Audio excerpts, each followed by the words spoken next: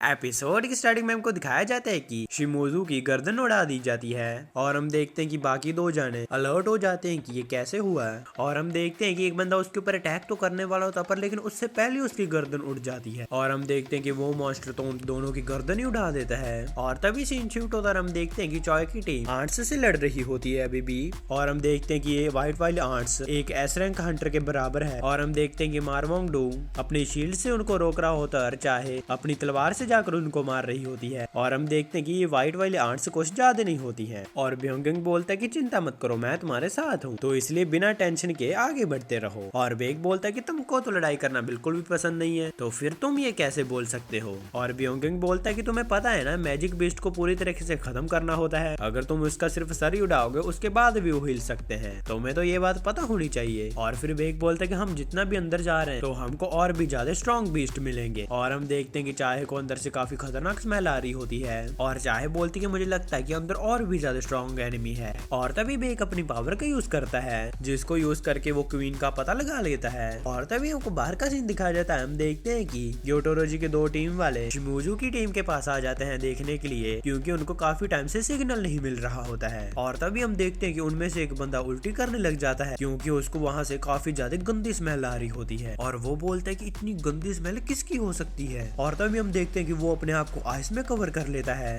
पर लेकिन हम देखते हैं कि वो मॉन्स्टर तो तभी भी इनको मार देता है। और हम देखते हैं कि ग्योटोरोजी की टीम के और दो मेंबर आंट्स को मार रही होती है। और हम देखते हैं कि चॉयजोंग की टीम उस क्वीन के पास पहुंच चुकी होती है और हम देखते हैं कि वहाँ पर काफी सारी आंट्स होती हैं। और तभी ब्योंगिंग अपनी मैजिक पावर का यूज करता है जिससे कि वो सभी की पावर को बढ़ा देता है और मारवोंग डू अपने साइज को बड़ा कर लेता है और वो बोलता है कि चलो मैं इनको संभालता हूँ। और हम देखते हैं कि चॉय भी अपनी पावर का इस्तेमाल करता है जिससे कि वो आंट्स को मारता है। और तभी भी एक अपने मन में सोचता है कि ये सभी अपना 100% दे रहे हैं, तो इसलिए मुझे भी अपने आप को रोकने की कोई जरूरत नहीं है, चाहे मैं एक मॉन्स्टर के अंदर ही कन्वर्ट हो जाऊंगा पर लेकिन मुझे फिर भी इनकी हेल्प करनी होगी। और हम देखते हैं कि बेग ट्रांसफॉर्म हो जाता है एक मॉन्स्टर के अंदर। और तभी हम देखते हैं कि कैमरामैन को बाहर से बताया जाता है कि हमारी जो व्यूअरशिप है वो 80% बढ़ चुकी है, तो जिसकी वजह से हमको बेटर कैमरा एंगल चाहिए। और हम देखते हैं कि वो आगे जाने वाला होता है पर लेकिन ब्योंगिंग उसको रोक लेता है और ब्योंगिंग बोलता है कि तुम ये मत भूलो कि ये एक एस रैंक का डंजन है और ये एक बॉस का रूम है, तो इसलिए अगर तुमको अपनी जान प्यारी है तो पीछे ही रहो। और हम देखते हैं कि इनकी फाइट तो कैमरे पर चल रही होती है लाइव। और हम देखते हैं कि चॉयजोंग की टीम तो बहुत अच्छा कमाल दिखा रही होती है, वो लोग टीम वर्क करके बहुत अच्छे से इनके साथ फाइट कर रहे होते हैं और ये एक दूसरे की हेल्प भी कर रहे होते हैं। और हम देखते हैं कि चॉयजोंग की टीम सभी आर्ट्स को मार देती है पर लेकिन अब बॉस की बारी होती है। और हम देखते हैं कि लिम अपने एरो से उसके ऊपर अटैक करता है पर लेकिन उस क्वीन को तो कुछ भी नहीं होता है। और हम देखते हैं कि बेक और मारवोंग डू उसके ऊपर अटैक करते हैं पर लेकिन उसको फिर भी कुछ नहीं होता है और फिर वो अपने मुंह से एक पॉइजन छोड़ देती है जिसकी वजह से बेक और मारवोंग डू काफी गंदा डैमेज हो जाते हैं। पर लेकिन हम देखते हैं कि ब्योंगिंग इनको बचा लेता है क्योंकि वो अपनी हीलिंग पावर से इनको हील कर देता है। और ब्योंगिंग बोलता है कि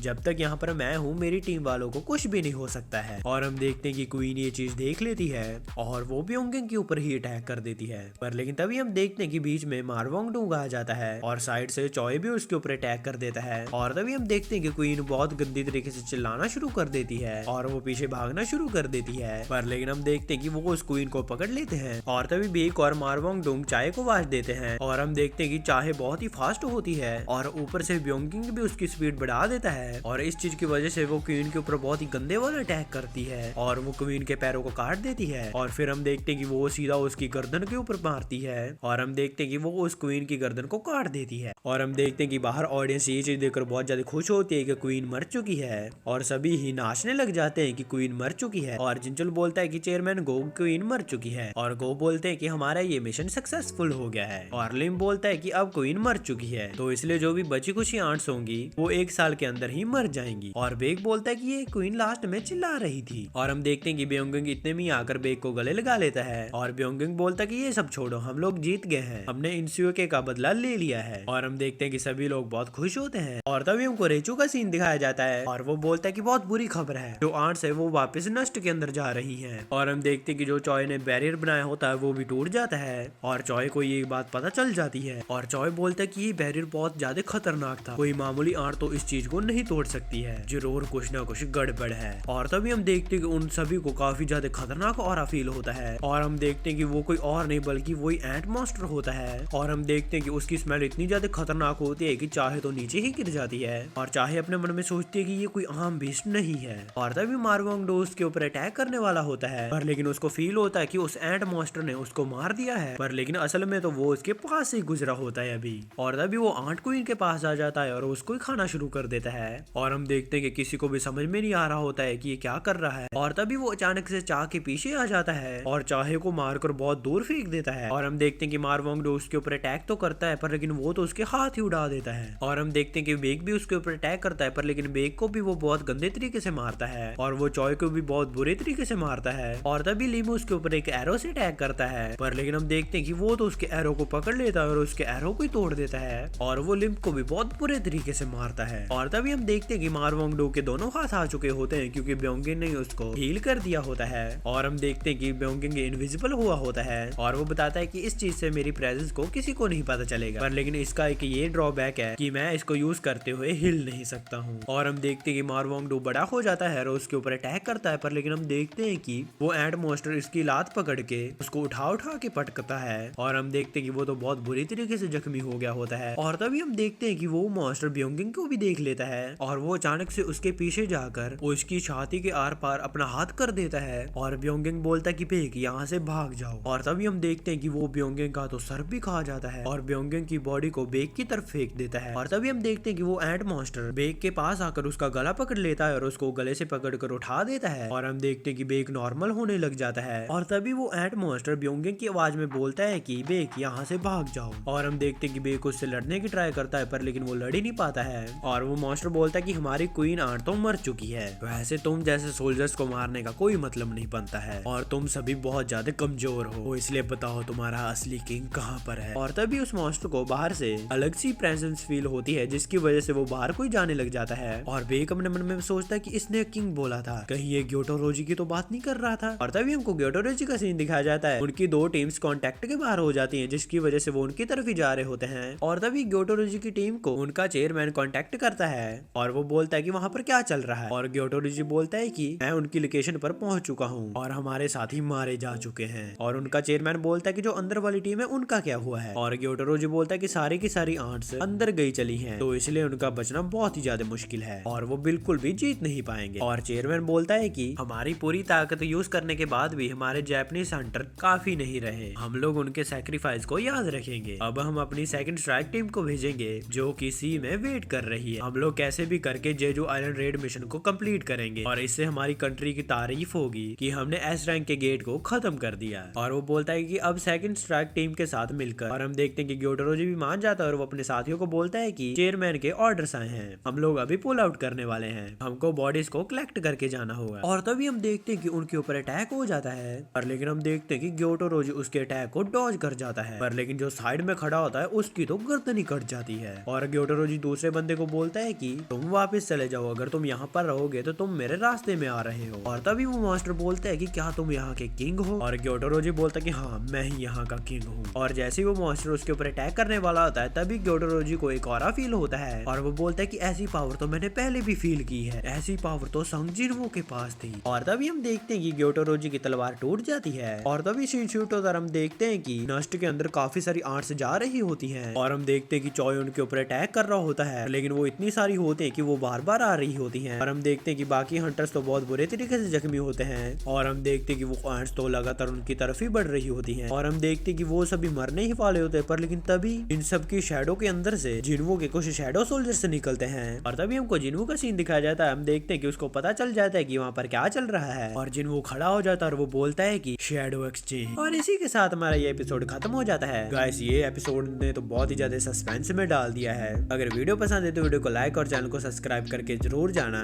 और वीडियो के नीचे कमेंट भी करते जाना कि आपको वीडियो कैसी लगी। अगर वीडियो नहीं भी पसंद है तो कमेंट्स में फीडबैक देते जाना ताकि मैं उसको फ्यूचर में इम्प्रूव कर सकूं। वीडियो पसंद है तो वीडियो को लाइक और चैनल को सब्सक्राइब करके जरूर जाना। मैं जा रहा हूँ, आप भी अपना जरूर ध्यान रखना। मैं मिलता हूँ आपको नेक्स्ट वीडियो में। Thanks for watching.